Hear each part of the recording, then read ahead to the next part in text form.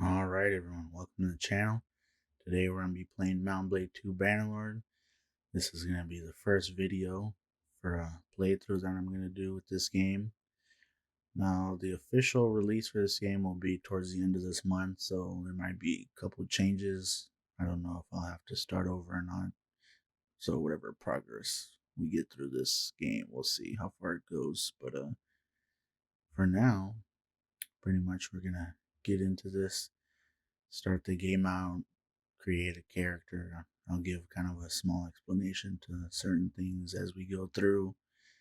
It's just whatever I'm playing at the For time. 500 years, the Calradian Empire dominated the continent. So that's pretty much the Its map armies is scattered foes calradia. before them.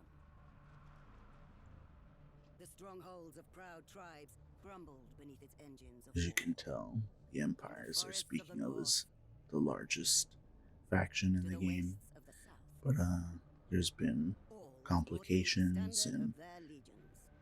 betrayals and Brutal whatnot. as the conquest And was, it's split up why into the 3 great war separate that brought factions now, peace? The land, with the now northern, untroubled by armies, southern, and I grew believe rich, the but western. empires, like men, grow old. Leaders lose a common cause. Pretty much when you start Corruption out, you'll spreads. be in the Empire's territory Old first. enemies learn the Empire's tricks If you haven't played the game before, you'll have like a small and devise tutorial new of ones of their own. combat training. That's Till if you one want to do day, it or not. the bonds holding the And Empire a sever. small quest at the Then beginning comes the Civil War, pitting relating with all your against siblings, who all. then you'll be able to have in your company. A time of hatred. A time of suffering. So back when I But played also, this, even in the worst there wasn't a days, a cinematic, time of so courage and defiance. it's pretty good, I must say. Adds to As the new lore, I leaders guess you could arise, say. Makes it more from new places, from immersive. new peoples, to turn back the tides of destruction and bring forth a new world That we from the will. ashes of the old. We're gonna try to create our own kingdom. First time ever doing it for me, so we'll see. I'm gonna pick the Botanians because I want the speed boost in a sense. Well, no, speed penalty through going through forest to be able to attack enemies a lot quicker.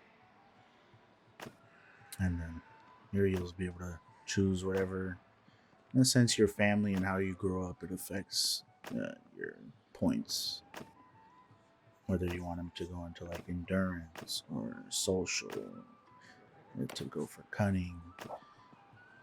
Um, Obviously, you see vigor, control, endurance, cunning, social intelligence.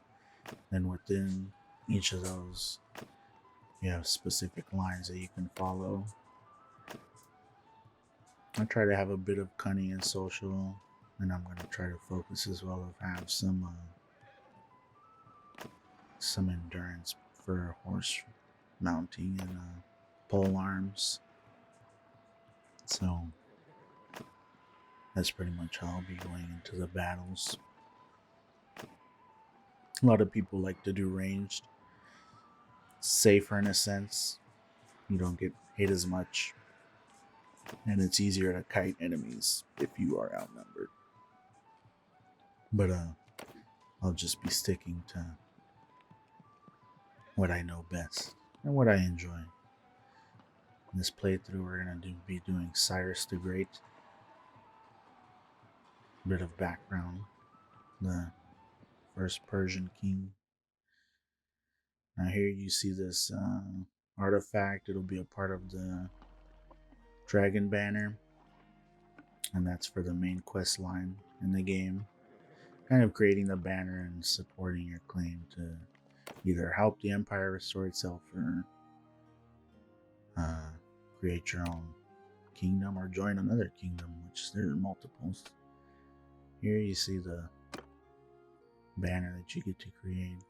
Not too much variation to it, but keep it simple. Choose the colors you like, obviously. Now you can see the purple markers. Obviously, that's empire colors. And as you can see, the map is pretty large. Takes a bit to get from one end to another. You see the different factions based off their colors on their banners. Currently, we are in the Southern Empire territory, I believe. We're going to head down to Poros, sell some of our stuff, and get some training in to try to get some gold. This is just a practice training, pretty much an arena fight. You'll be able to do tournaments and obviously win large prizes. And but here, I think the max you get I forgot how much gold you get for killing a person, but you get 250 if you end up winning and becoming the last person to survive. As you can see, I've beaten 2. There's still a total of 23. I'm going to try our best. Shield and sword is my favorite. Obviously, shield, be able to protect yourself from those ranged attacks and just try to survive as much as you can. Bashing is always good. You know, stuns the enemy a bit so you get to get some swings in there and take them out. You can also dodge, or not dodge, but block with the weapons. But it's a bit trickier. You have to know how to angle it right. Yeah. These guys are spawning all over the place behind me. That guy hit me from a mile away too. I didn't know how. Normally what I'll try to do is try to get into a bit of cover. If you just stay out in the open, you can just get hit from anywhere. You'll be fighting an enemy and next thing you know, you take a hit from another guy.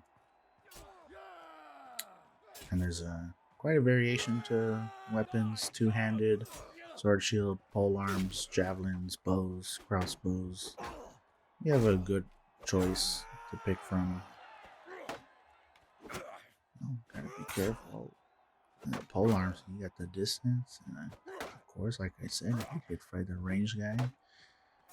So you try to close the space with this guy, but he's smart. He's just pushing back. The AI is pretty tricky sometimes, and I don't have any such a hard difficulty either.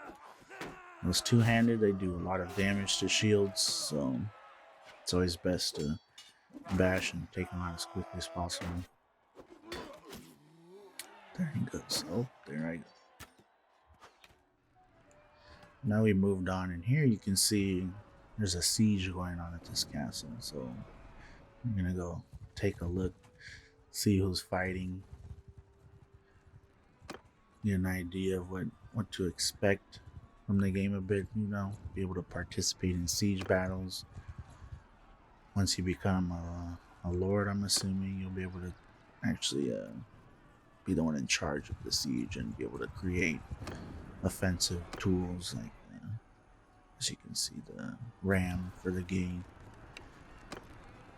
And these guys have the orange marker. They have the main quest. So if you talk to them, you don't necessarily have to go through it all, and you'll be able to progress through it. You have to talk to 10 of them, I believe. And now the small towns have also quests, smaller quests that, you know, depends on helping them out with whatever problems they have.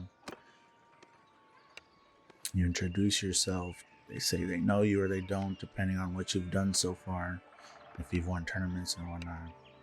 This guy wants help to fight off people attacking his village, trying to loot them regularly. And we're gonna take out these deserters, show a bit of what goes on in the battles, at least in the small towns. This is a layout for how it'll start out. I only have infantry, so there's not much to do for me right now. You can set your commands at the beginning or do it while you are in the fight itself. And we're being with the horse, you can see them off in the distance. Majority of them are also foot troops, but they do have, what, 4 cavalry with them, which will be my main focus. You also try to do as much as helping your men as much as possible. I just crashed. Well, ignore that. I didn't crash at all. Everyone, but apart from that, you know, Also, whatever weapon you're using during battles and whatnot, you'll gain experience for that weapon or horse riding and all that, and then you'll be able to get points for your skills. And pretty much that's how you go through. And each skill has 2 skill lines in a sense that you'll see in a minute. But if I do, because I already got experience for one, so I'll be able to show you. Now that you won the battle, you'll get some renown, morale, and loot. Here you can see the skills I was talking about. I have 2 points available, and in scouting I can place them. 2 movement speed in the day, 5 at night. Day is longer than night, so I'll go with the day. Be able to move along faster. Now we're gonna do this tournament. Here's the prize, the bracket. You can skip around, place a bet, obviously on yourself, and you can make a good amount of gold from winning tournaments. So, from what I've noticed, you don't necessarily have a say in the weapons that you'll get at the start. I suck with bows, so this isn't gonna go too well. So I'll just try to switch to my sword and help out this other guy as much as I can. Sometimes your AI teammates are good and sometimes they're not. You get a run through like it's nothing. So you'll just have to try your best. But obviously you can see 2 of ours are still alive. Take this guy out. We won. Now we head on to the next round. That's the next set. You'll see there's 4 rounds for each tournament. Place my bet. And now pretty much I've won. So here's my prize and earnings I've done, renown, and that'll be pretty much it for this video. Thank you guys for watching. I'll catch you in the next video. We'll see how far we get with Cyrus's journey. And yeah, see ya.